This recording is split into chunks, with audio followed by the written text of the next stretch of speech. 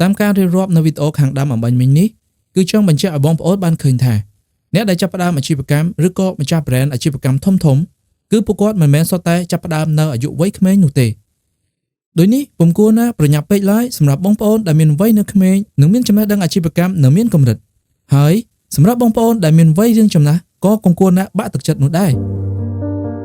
យោងតាមការស្រាវជ្រាវរបស់សាកលវិទ្យាល័យ Harvard បានបង្ហាញថាអាយុនៃអ្នកចាប់ផ្ដើមអាជីវកម្មច្រើនជាងគេគឺចន្លោះ40ទៅ49ឆ្នាំហើយក្នុងនោះអ្នកចាប់ផ្ដើមអាជីវកម្មហើយជោគជ័យច្រើនជាងគេគឺចន្លោះពី40ទៅ60ឆ្នាំនេះបញ្ជាក់ឲ្យយើងឃើញថាអាយុគឺគ្រាន់តែជាតួលេខប៉ុណ្ណោះ